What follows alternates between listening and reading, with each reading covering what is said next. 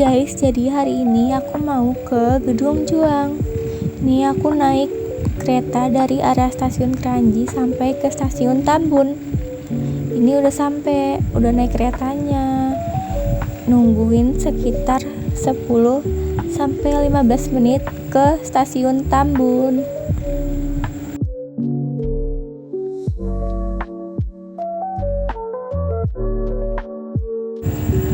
Udah sampai di stasiun Tambun. Dari stasiun Tambun kita turun ke bawah buat keluar dari stasiun Tambun.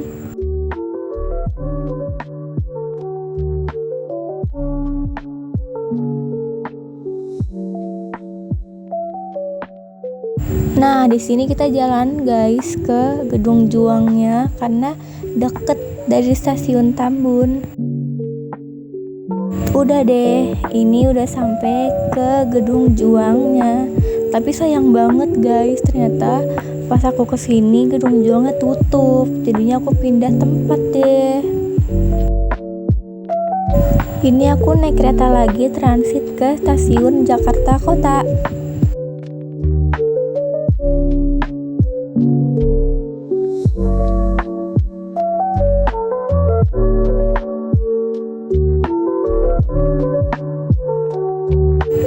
Udah di dalam keretanya deh.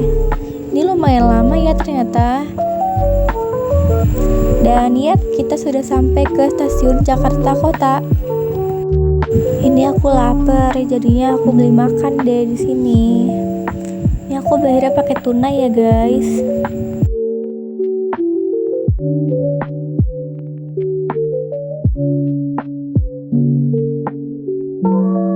Nah, udah tahu kan ini di mana? Ini tuh udah di Kota Tua. Aduh, kok tuh lagi panas-panasnya nih. Udah deh, di sini aku jalan buat ke museumnya. Ayo tebak, ini mau ke museum apa ya?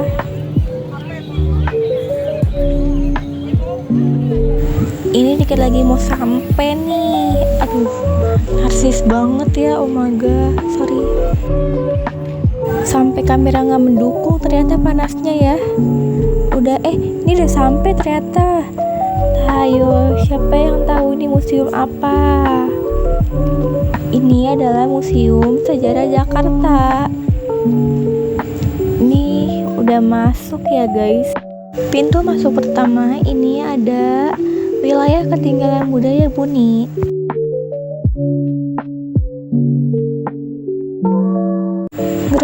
Gerabah Buni adalah masa peninggalan budaya prasejarah dari masa sekitar 400 sebelum Masehi. Ditemukan di daerah Buni, Bekasi sampai Tangerang. Ciri khasnya berupa hiasan goresan geometris digunakan sebagai wadah makanan atau upacara.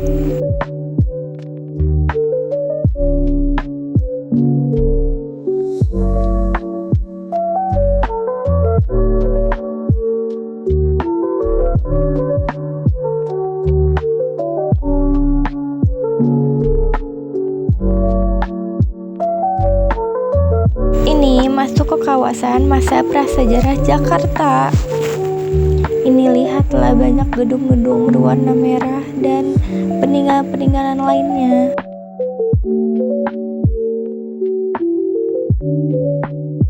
Ini aku naik ke atas dan katanya sih lebih banyak sejarahnya di atas.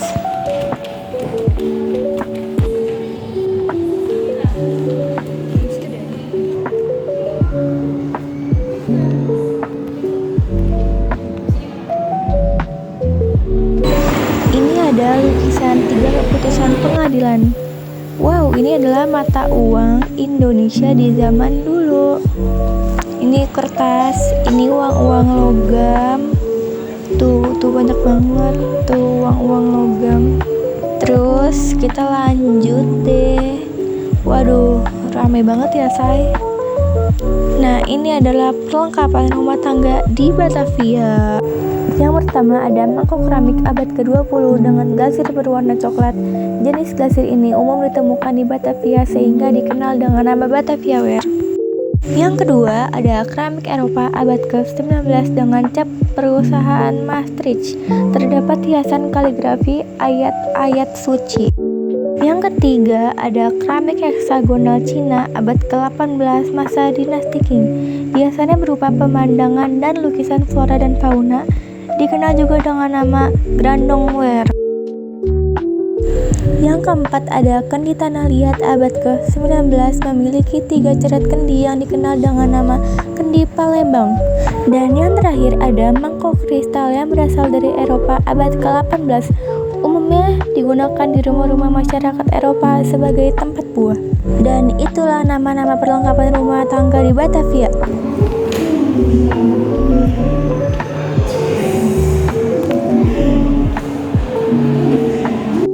Jakarta sebuah kampung besar. Jakarta sering dijuluki sebagai kampung besar karena meskipun menjadi ibu kota metropolitan maju, kota ini memiliki banyak kawasan pemukiman tradisional yang berdampingan dengan bangunan modern.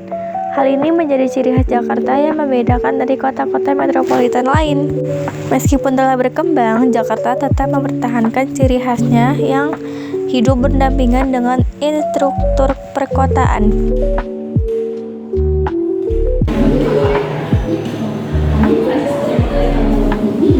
Kelompok masyarakat di Batavia. Seseorang menemukan dan membangun Batavia sebagai pusat kantor dagang dan administrasi VOC, dan tidak pernah ditunjukkan sebagai tempat pemukiman untuk orang-orang Belanda. Tidak heran, tidak ada gelombang migrasi daripada keluarga-keluarga Belanda ke Batavia. Rumahnya ada sedikit perempuan-perempuan Belanda di Batavia. Jumlah mereka kecil, namun warga Eropa menemukan kelompok sosial di kota Batavia. Selain orang Eropa, Batavia terdiri dari berbagai kelompok masyarakat yang datang atau didatangkan dari tempat-tempat lain di luar Batavia.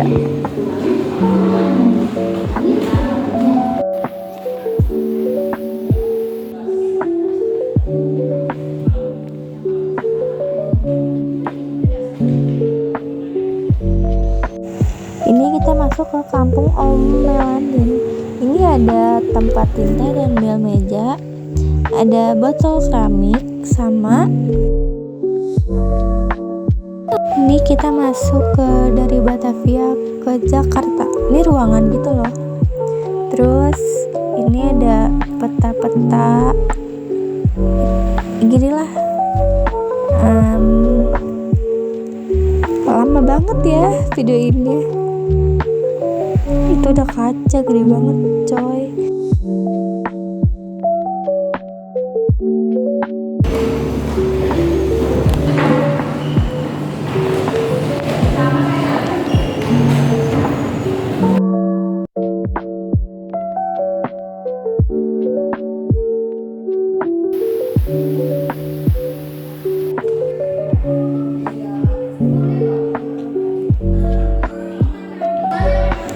Nah, ini di sini ada alat cetak kue 1.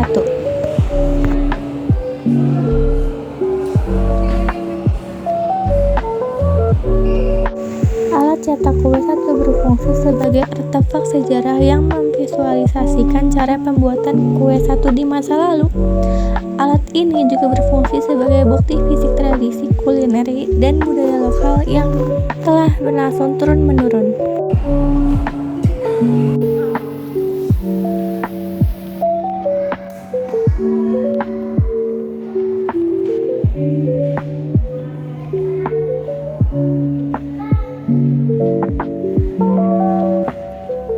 Pembangunan di Jakarta kini dan di masa depan. Perubahan visi kota Jakarta sebagai sebuah kota modern mulai terjadi di tahun 1960 sampai 1970. Pembangunan gedung-gedung, perkantoran, mal, perumahan elit, jalan layang, hingga infrastruktur kota lainnya mulai menghiasi ruang-ruang di Jakarta. Kini pembangunan Jakarta masih terus berlangsung, namun dengan penekanan yang berbeda, tidak lagi untuk mewujudkan kota megapolitan, tetapi untuk mengatasi permasalahan kepadatan penduduk, banjir, dan kemacetan ini menjadi momok bagi warga Jakarta saat ini.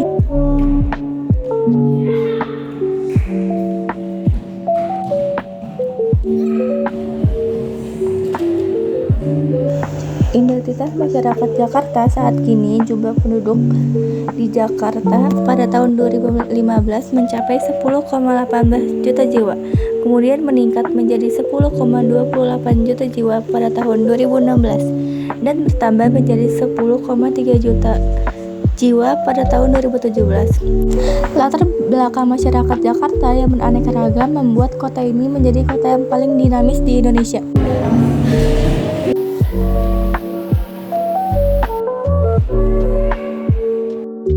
Sejak dekade tahun 1970-an, Jakarta sebagai pusat kemajuan ekonomi Indonesia telah menjadi magnet yang terus menaik setiap orang untuk mencari kehidupan di ibu kota. Sensus tahun 1980 menunjukkan bahwa kota Jakarta telah dihuni sekitar 6, juta jiwa penduduk. Akibat paling nyata pertumbuhan penduduk di luar kendali pemerintahan kota Jakarta adalah kemunculan dan kantung pemukiman kumuh di berbagai sudut kota dan merebaknya sektor ekonomi non-formal melalui keberadaan pedagang kaki yang rumpah tuah di pasar-pasar Jakarta. Pemerintah Jakarta pada tahun 1977 meluncurkan agenda perencanaan pembangunan lingkungan kota yang terintegrasi di daerah Jabodetabek.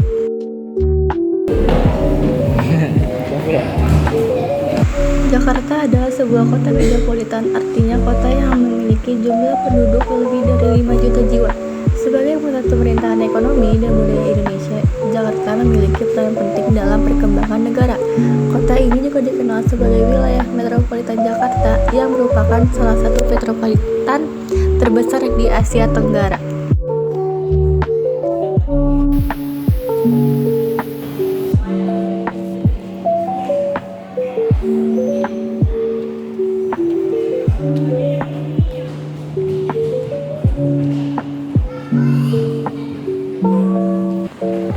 Dari Balai Kota menjadi Museum Jakarta.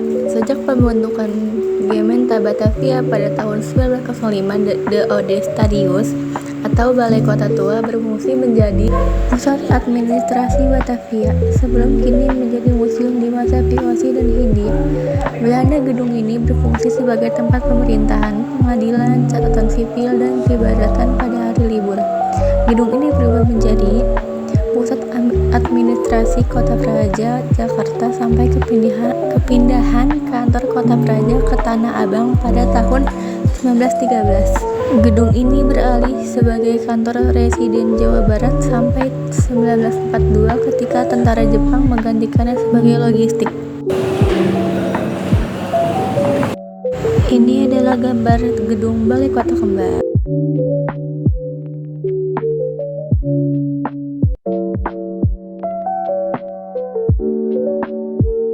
Ini aku memasuki ke ruang tempat sidang Kota Praja.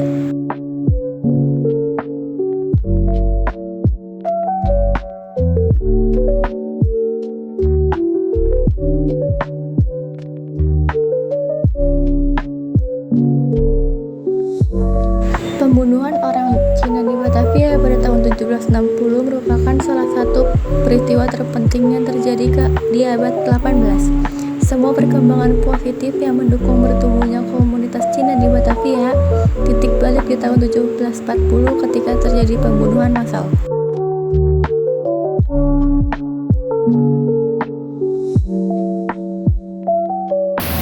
Keindahan di Batavia. Keindahan Batavia yang sekarang dikenal sebagai Kota Tua Jakarta terletak pada arsitektur kolonialnya yang memukau serta atmosfer bersejarah yang terasa sangat kuat. Kota ini dirancang dengan meniru konsep kota Amsterdam di Belanda, lengkap dengan kanal dan bangunan bersejarah yang masih berdiri.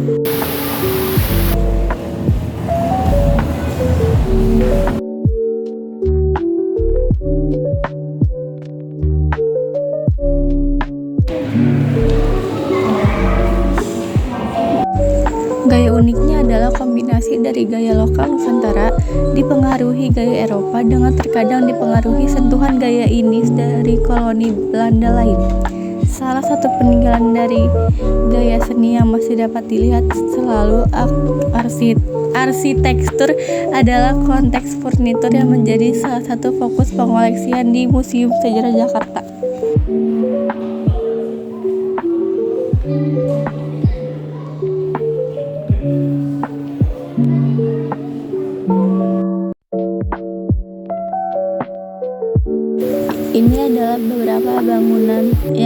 menjadi kota tua.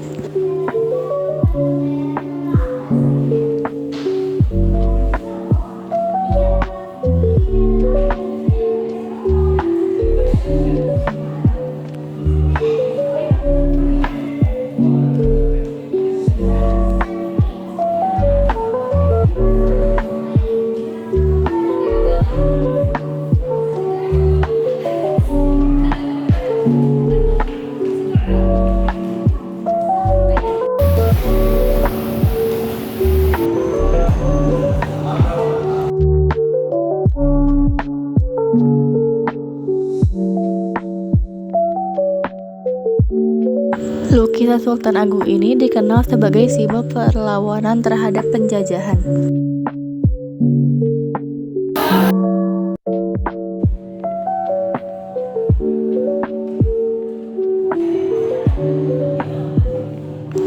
Tombak adalah senjata yang dikenal masyarakat Nusantara sejak lama. Pada masa prasejarah, tombak dalam bentuk sederhana digunakan oleh masyarakat untuk berburu makanan, baik dengan cara melempar maupun menusuk. Pada masa kolonial, tombak juga digunakan sebagai salah satu senjata utama dalam peperangan melawan penjajahan. Banyak sekali jenis tombak yang dikenal di berbagai daerah.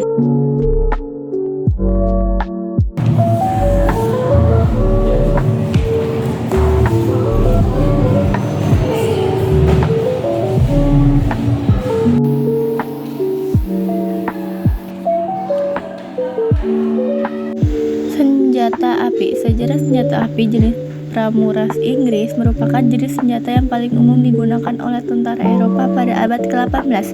Ciri utamanya adalah moncong yang mengembang, tujuannya untuk memudahkan pengisian ulang peluru mesiu. Dan ini adalah panel Batavia pada tahun 1650.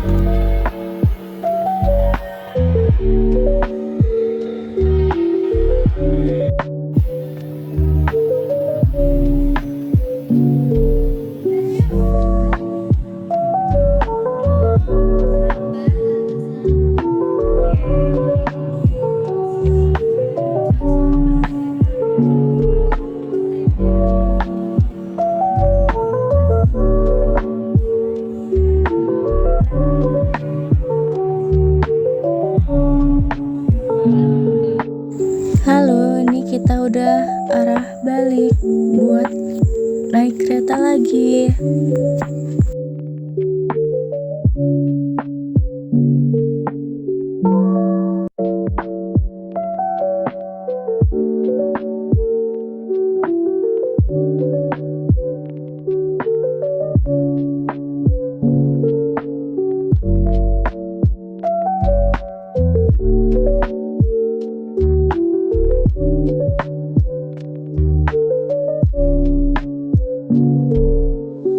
Ini lagi nunggu keretanya.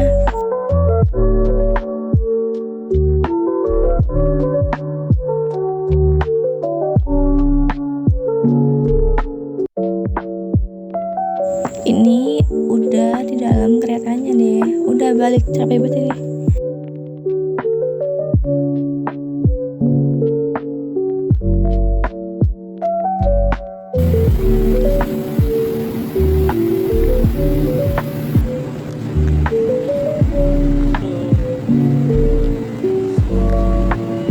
Terus kita jalan buat keluar. Sekarang kita udah selesai. Cukup sekian video A Day in My Life. Bye bye.